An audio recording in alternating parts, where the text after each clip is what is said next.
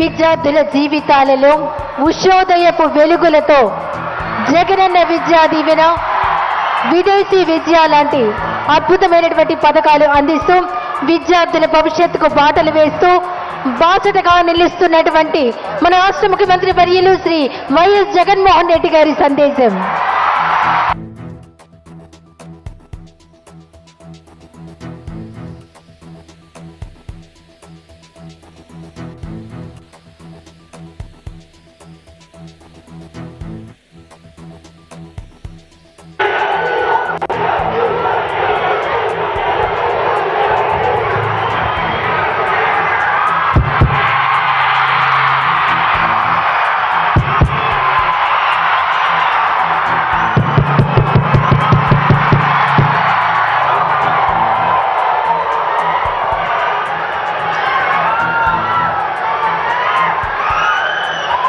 మీ అందరి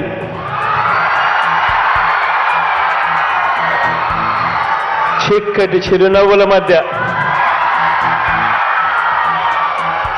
మీ అందరి చెరగని ప్రేమానురాగాల మధ్య ఈరోజు దేవుడు దయతో మరో మంచి కార్యక్రమం ఇవాళ భీమవరం ఇక్కడి నుంచి ఈ కార్యక్రమం చేస్తా ఉన్నాం. ఈ కార్యక్రమానికి ఇక్కడికి వచ్చిన ప్రతి అక్కకు, ప్రతి చెల్లెమ్మకు,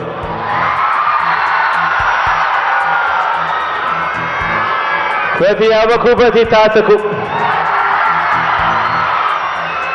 ప్రతి సోదరుడికి, ప్రతి స్నేహితుడికి ముందుగా మీ అందరి ఆత్మీయతలకు రెండు చేతులు జోడించి పేరు పేరున హృదయపూర్వకంగా కృతజ్ఞతలు తెలుపుకుంటా ఉన్నాను.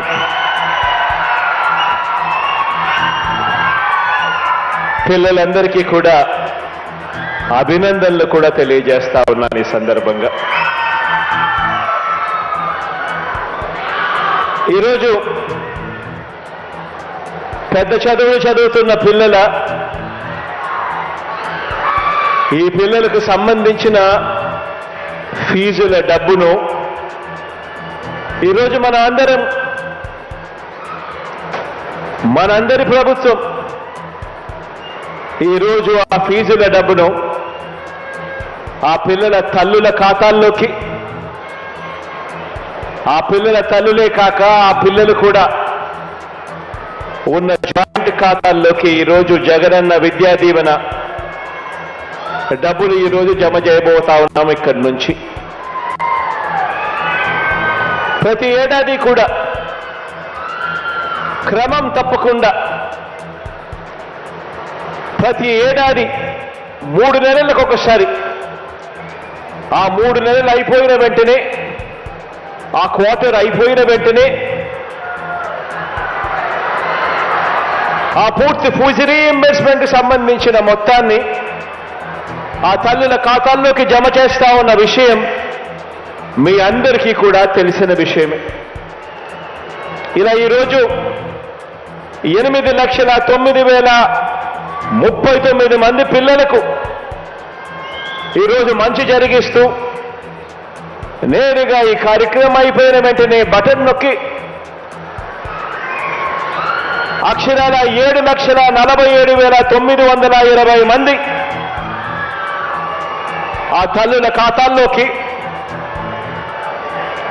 ఈ జూలై, ఆగస్ట్, సెప్టెంబర్ ఆ త్రైమాసికానికి సంబంధించిన అక్షరాల 583 కోట్ల రూపాయలను నేరుగా జమ చేయనున్నాము ఈ రోజు ఇక్కడి నుంచి.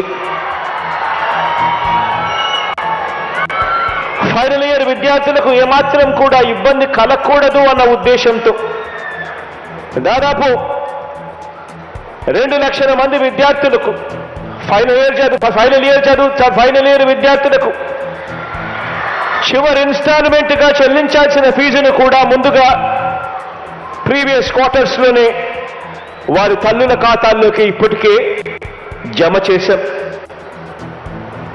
ఈరోజు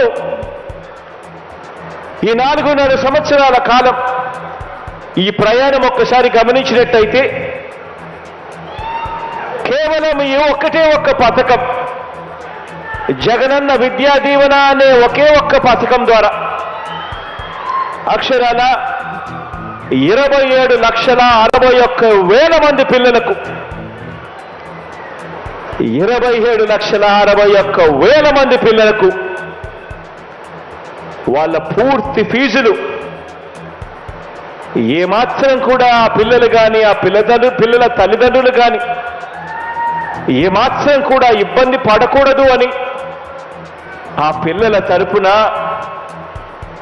ఆ పిల్లల తల్లులు అంటే నా అక్కలు నా చెల్లెమ్మల తరపున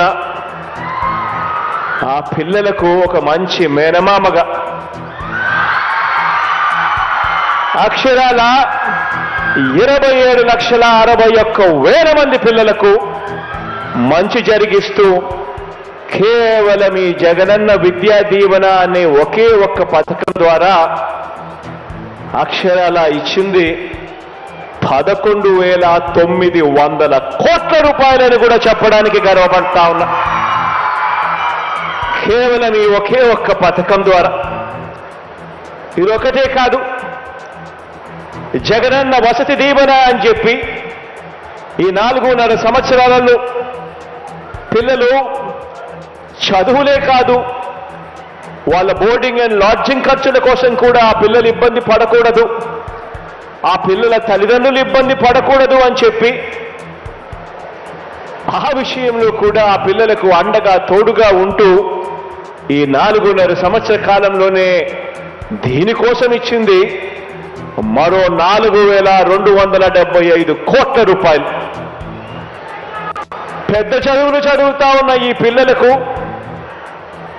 ఉన్నతమైన చదువులు చదవాలి, ఆ చదువుల కోసం ఆ పిల్లలు అప్పులు పాలయ్యే పరిస్థితి రాకూడదు అని చెప్పి తపన తాపత్రయంతో జగనన్న విద్యా దీవెన, జగనన్న వసతి దీవెన అనే ఈ 2 పథకాలకు హైయర్ ఎడ్యుకేషన్లో ఉన్న ఆ పిల్లలకు మంచి జరగాలి అని తాపత్రయంతో అక్షరాల ఖర్చు చేసింది 16,176 కోట్ల రూపాయలు అని చెప్పడానికి కూడా గర్వపడతా ఉన్నా.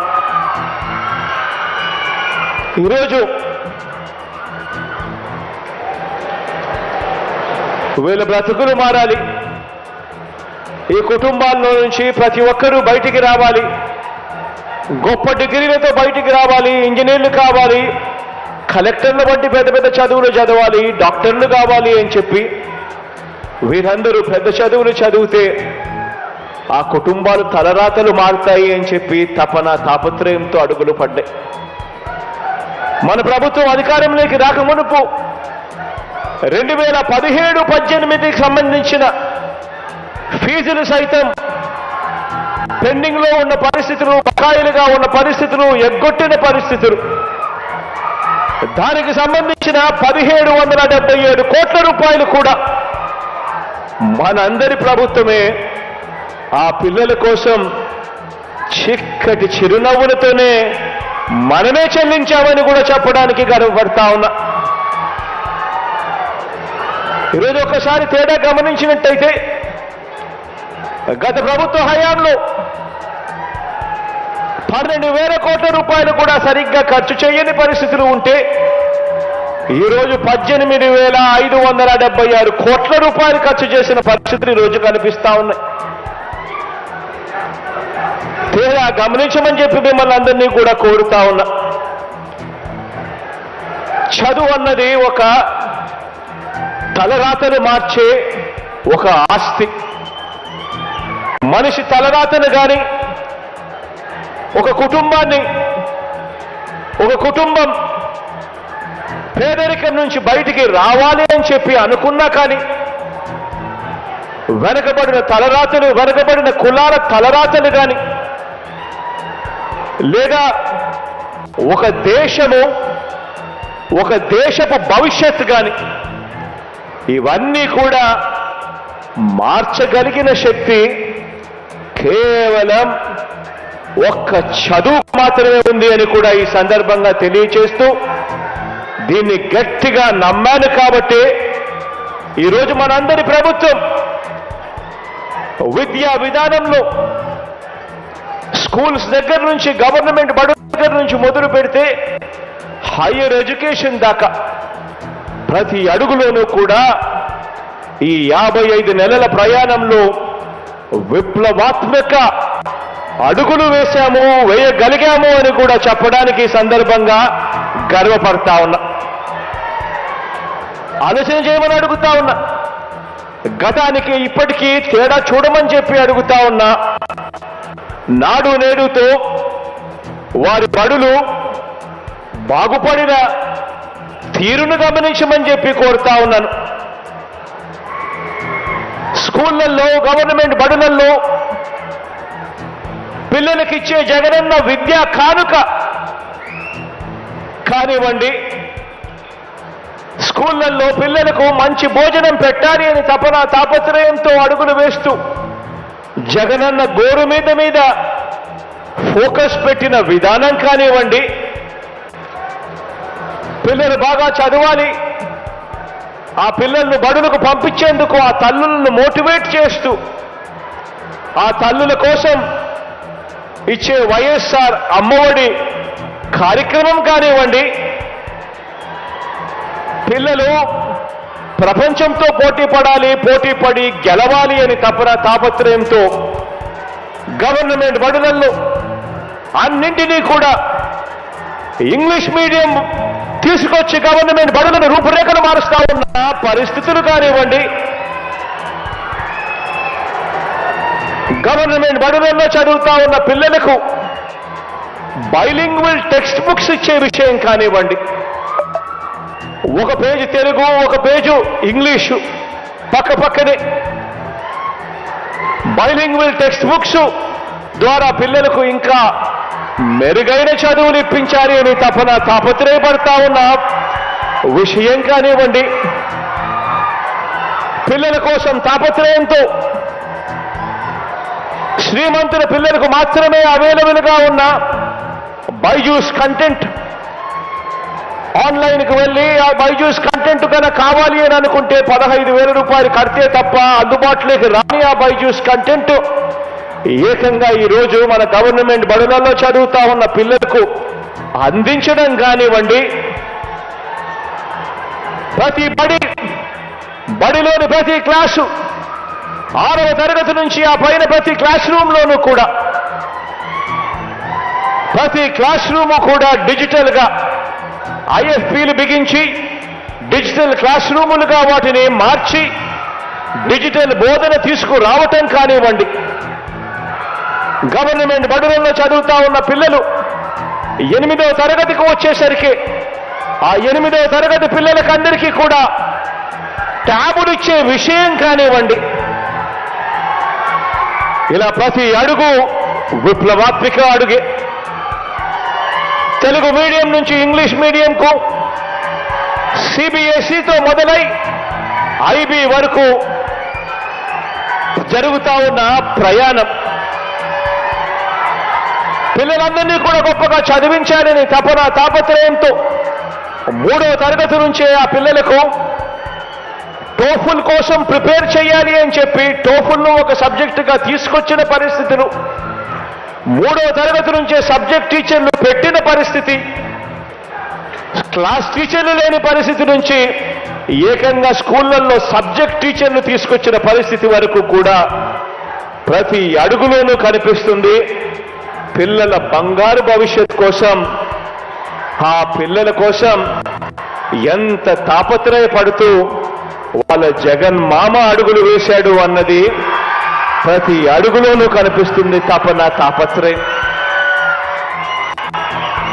బడులను ఒకవైపు రూపురేఖలన్నీ కూడా మారుస్తూ మరోవైపున హైయర్ ఎడ్యుకేషన్ మీద కూడా ధ్యాస పెట్టడం జరిగింది. నాడు నేడుతో మారుతా ఉన్న బడులొకటే కాదు, హైయర్ ఎడ్యుకేషన్ మీద కూడా ధ్యాస పెట్టి హైయర్ ఎడ్యుకేషన్లో కూడా, ఉన్నత విద్యలో కూడా సంస్కరణలు తీసుకొచ్చాం.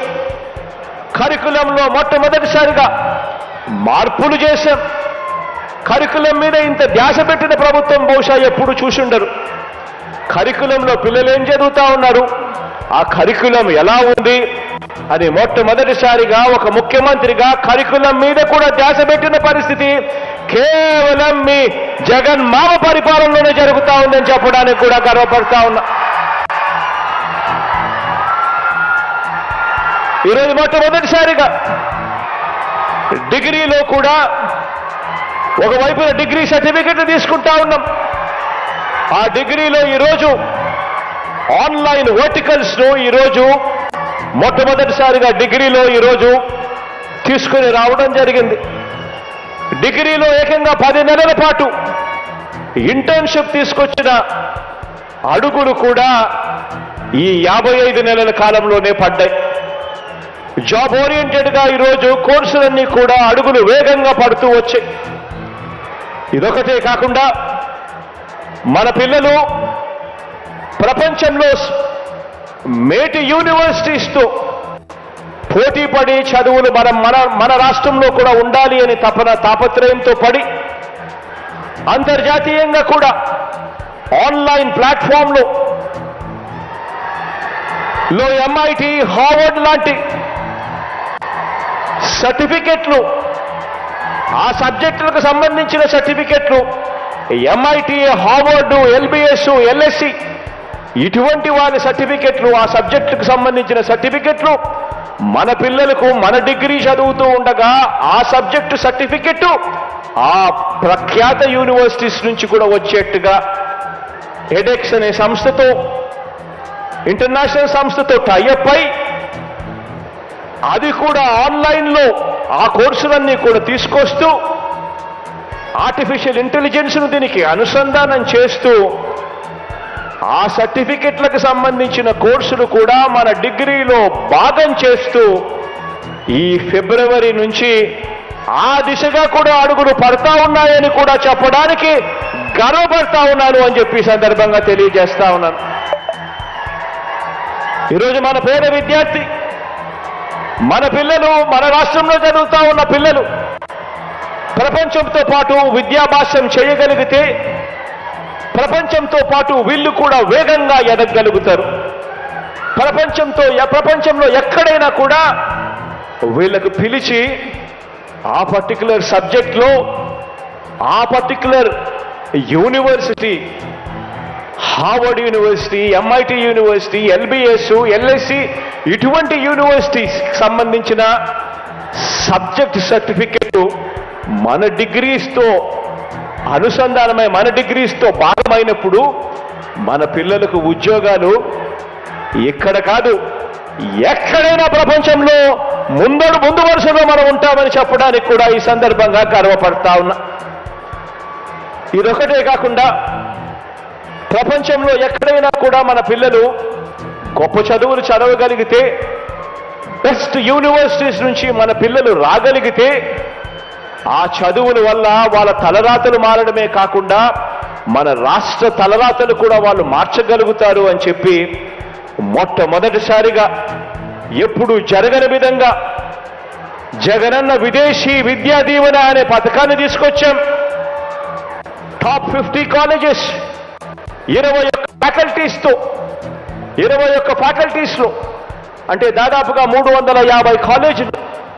ఈ కాలేజీలో సీటు వస్తే చాలు ఏకంగా ఆ కాలేజీలలో సీట్లు, వాటిలో ఫీజులు ప్రతి కాలేజీలోనూ 50 లక్షల నుంచి ₹1 కోటి దాకా ఉన్నాయి. అయినా కూడా ఏ ఒక్కరూ కూడా అప్పుల పాలు కావాల్సిన పని లేదు. సీటు వచ్చినా ఆ డబ్బులు కట్టలేని పరిస్థితిలో మేము ఉన్నాము, ఎలా పోగలుగుతాము అని చెప్పి భయపడాల్సిన పని లేదు.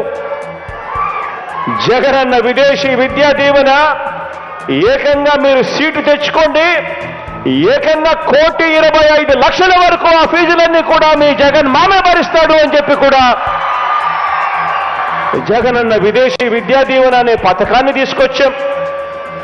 దీనివల్ల ఇప్పటికే 400 మంది పిల్లలు ఈరోజు జగనన్న విదేశీ విద్యా దీవెన ద్వారా ప్రపంచంలోనే ఉన్న ప్రఖ్యాత కాలేజీలలో ఈరోజు చదవగలుగుతా ఉన్నారు, చదువులు చదువుతూ ఉన్నారు.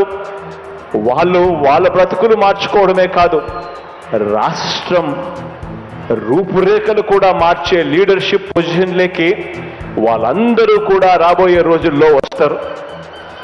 వాళ్ళందరూ కూడా అటువంటి ప్రఖ్యాత యూనివర్సిటీస్ నుంచి బయటికి వచ్చినప్పుడు వాళ్ళందరికీ కూడా పెద్ద పెద్ద ఉద్యోగాలు, పెద్ద పెద్ద సంస్థల్లో వాళ్ళు వచ్చి మన పిల్లల్లో కూడా చెయ్యి పట్టుకొని పైకి తీసుకొని పోయే కార్యక్రమం జరుగుతుంది.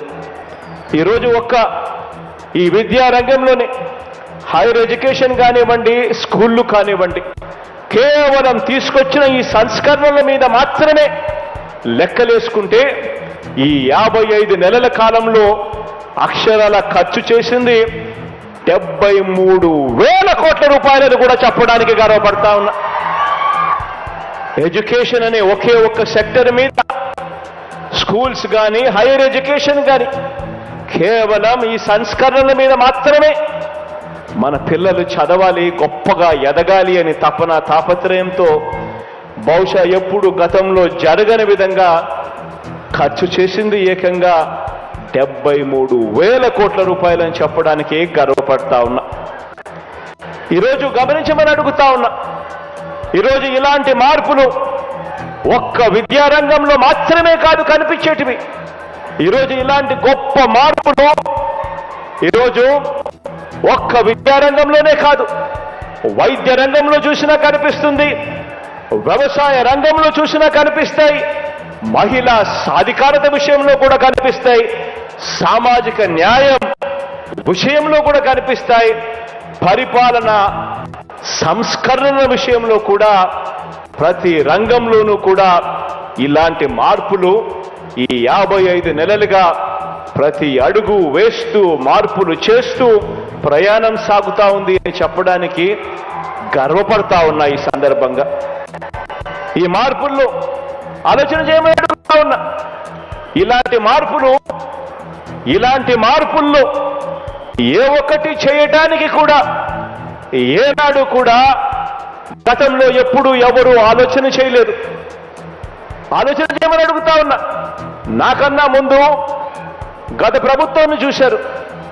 నాకన్నా ముందు చూసిన గత ప్రభుత్వంలో పరిపాలన చేసిన చంద్రబాబు నాయుడు గారి పరిపాలన ఒక్కసారి గుర్తుకు తెచ్చుకోమని అడుగుతా ఉన్నా. ఈరోజు ఇన్ని మార్పులు మీ బిడ్డ జగన్ చేయగలుగుతా ఉన్నాడు, మీ అన్న జగన్ చేయగలుగుతా ఉన్నాడు, మీ తమ్ముడు జగన్ చేయగలుగుతా ఉన్నాడు, మీ జగన్ చేయగలుగుతా ఉన్నాడు. మరి ఇలాంటి మార్పులు ఏనాడు కూడా గతంలో ఎందుకు జరగలేదు అని ఆలోచన చేయమని అడుగుతా ఉన్నా. ఏనాడు కూడా ఇలాంటి మార్పులు చేయాలి అని చెప్పి మనసు కూడా రాని ఒక ఆయన పరిపాలనను మనం చూసాం. ఆ పెద్ద మనిషి 3 సార్లు ఆయన ముఖ్యమంత్రిగా పనిచేశాడు. 14 సంవత్సరాలు ఆయన ముఖ్యమంత్రిగా పనిచేశాడు. కానీ ప్రజలకు మంచి చేయాలి అని చెప్పి ఆ అధికారాన్ని ఉపయోగించలేదు. ఆ అధికారాన్ని కేవలం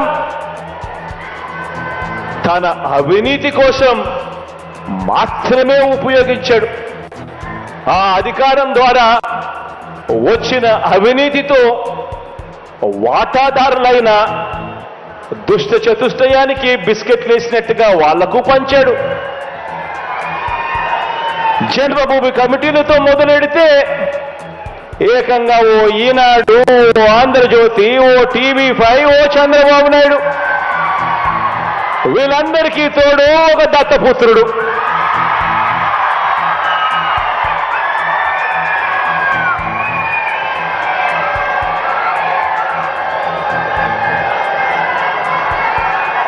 వీళ్ళందరూ కూడా అధికారంతో ఏం చేశారు అని అంటే ప్రజలకు మంచి చేసిన చరిత్ర లేదు, ప్రజలు గుర్తుపెట్టుకునే విధంగా పరిపాలన చేసిన చరిత్ర లేదు.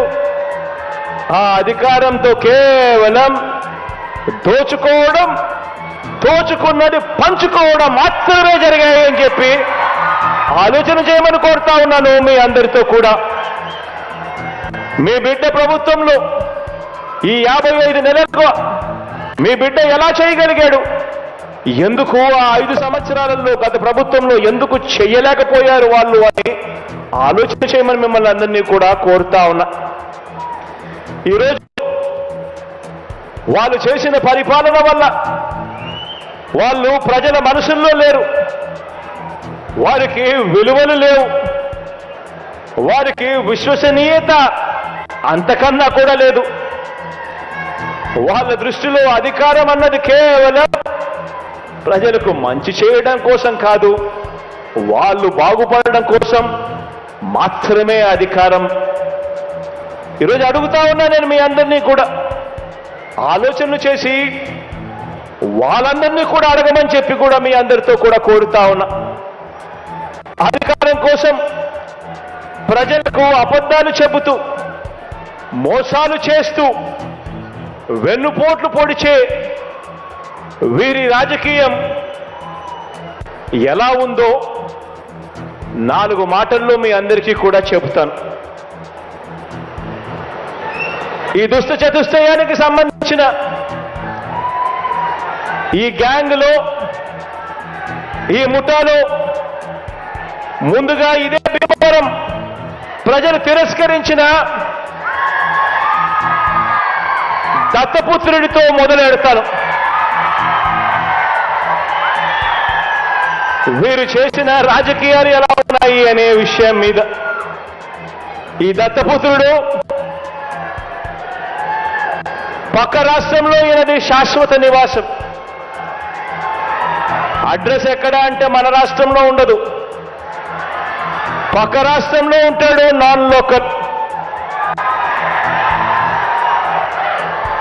ఇంకా ఆశ్చర్యకరమైన విషయం ఏమిటో తెలుసా? పక్క రాష్ట్రంలో శాశ్వత నివాసం ఉంటూ పక్కవాడు సీఎం కావాలని ఏకంగా పార్టీ పెట్టిన వాడు బహుశా దేశ చరిత్రలో ఎవడు ఉండడు ఈయన తప్ప.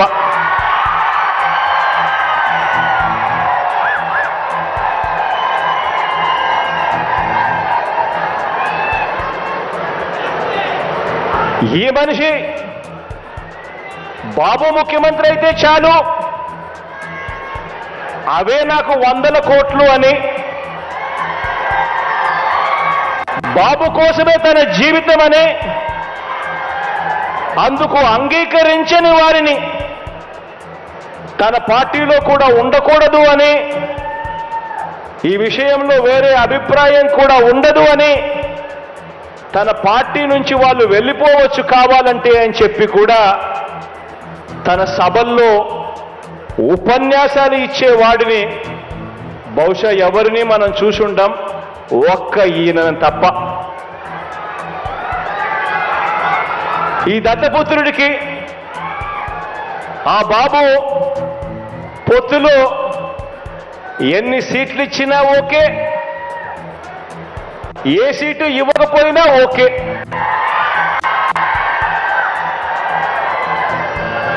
చిత్తం ప్రభు అనే త్యాగాల త్యాగరాజుని మాత్రం ఇప్పుడే ఈ దత్తపుత్రుల్లో మాత్రమే చూస్తాం. ఎవరైనా ప్రజల కోసం త్యాగాలు చేసేవాడిని చూశాం కానీ ఏకంగా ప్యాకేజీల కోసం త్యాగం చేసేవాడిని మాత్రం బహుశా ఎప్పుడు చూసిండం.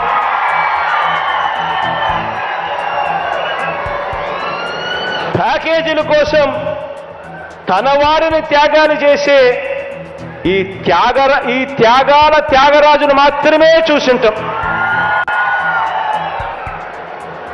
మరో విచిత్రం కూడా చెప్పాలి. మరో విచిత్రం ఏమిటనంటే ఈ త్యాగాల త్యాగరాజు గురించి, ఈ దత్తపుత్రుడు గురించి మరో విచిత్రం ఏమిటనంటే రియల్ లైఫ్లో ఈ పెద్ద మనిషి ఏ భార్యతోనూ ముచ్చటగా కనీసం 3-4 సంవత్సరాలైనా కూడా కాపురం చేసి ఉండడు. ఈ మ్యారేజ్ ఇస్తారు.